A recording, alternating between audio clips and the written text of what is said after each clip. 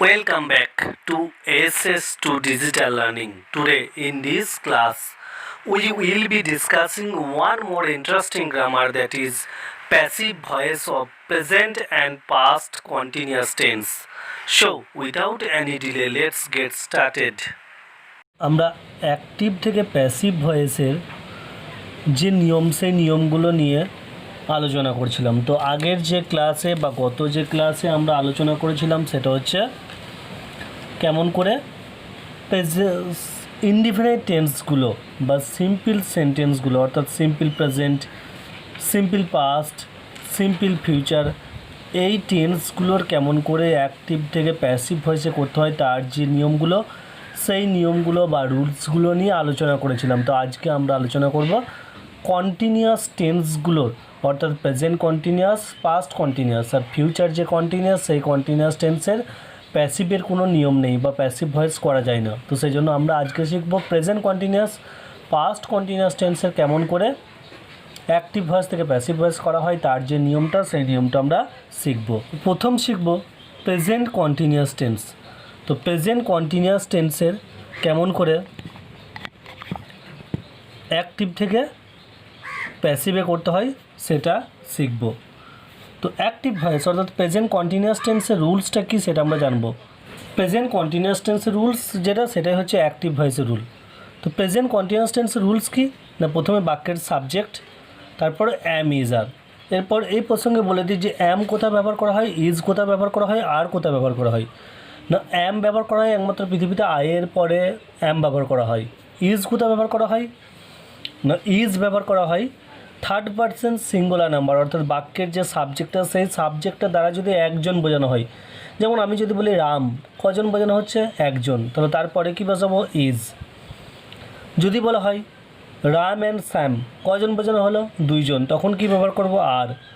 যদি বলা হয় হি, হি মানে কি? সে, কজন? একজন, তখন সেখানে কি ব্যবহার করব? ইজ। যদি বলা হয় দে, দে মানে কি? তাহারা বা তারা, অনেকজন, তাহলে তো সেখানে কি ব্যবহার করব? আর। অর্থাৎ একজন বোঝালে ইজ, অনেকজন বোঝালে আর। আর একমাত্র পৃথিবীতে একটাই ওয়ার্ড আছে যেটা হচ্ছে আই, যার মিনস হচ্ছে আমি, তারপরে অ্যাম বসে।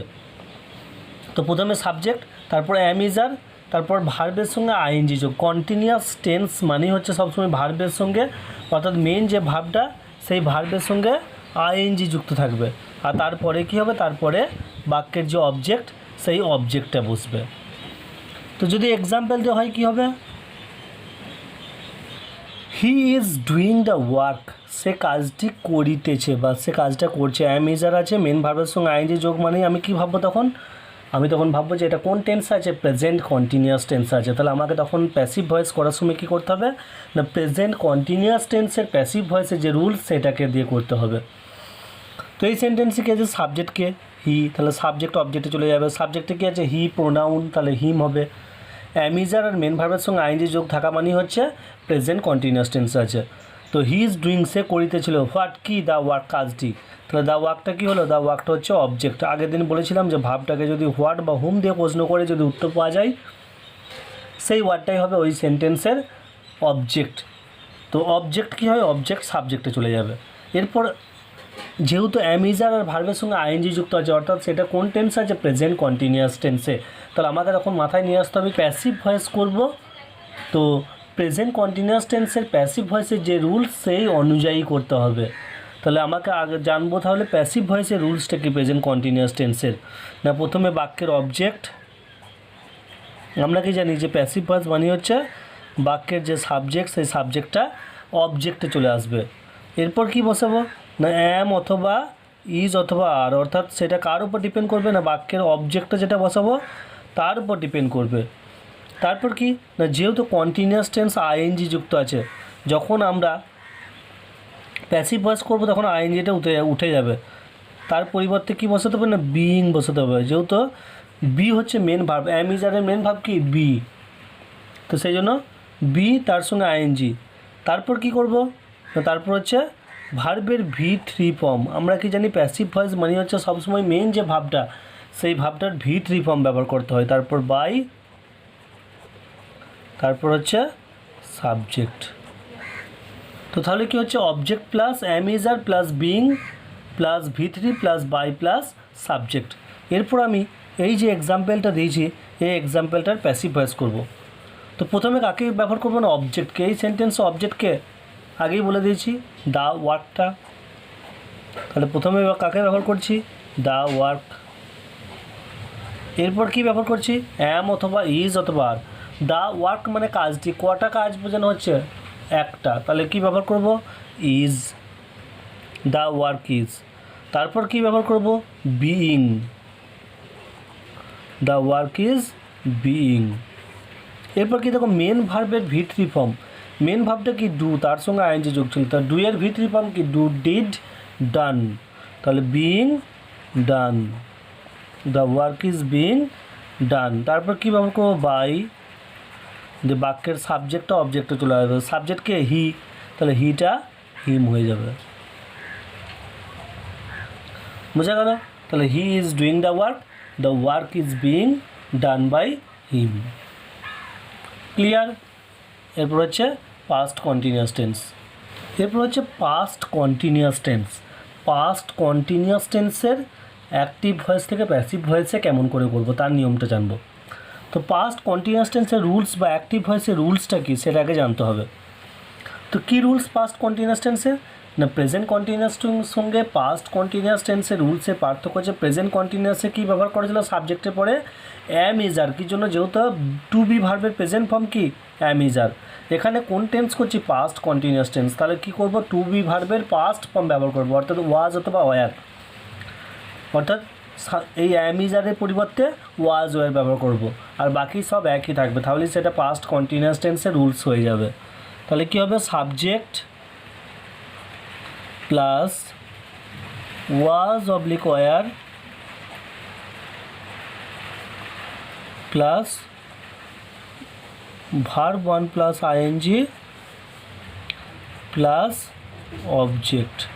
এটাই হচ্ছে পাস্ট কন্টিনিউয়াস টেন্সের রুল।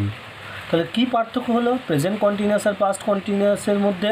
প্রেজেন্ট কন্টিনিউয়াস টেন্সে আমরা কী ব্যবহার করেছি, অ্যাম ইজ আর। পাস্ট কন্টিনিউয়াসে কী ব্যবহার করলাম, ওয়াজ ওয়ার। এইটুকুই কেবলমাত্র পার্থক্য, বাকি সব একই থাকবে।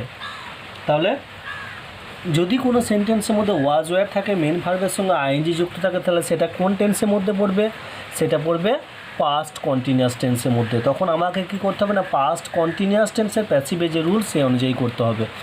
তো একটা পাস্ট কন্টিনিউয়াস টেন্সে এক্সাম্পল দিই না, এই যে এক্সাম্পলটা, এই এক্সাম্পলটাই আমি পাস্ট কন্টিনিউয়াস টেন্সে করছি। তাহলে কী হবে, he was doing the work, he was doing the work. এটা হচ্ছে পাস্ট কন্টিনিউয়াস টেন্সের রুল। কী করেছিলাম না, ওয়াজ ওয়ার আছে, মেন ভার্বের সঙ্গে আইএনজি যুক্ত আছে।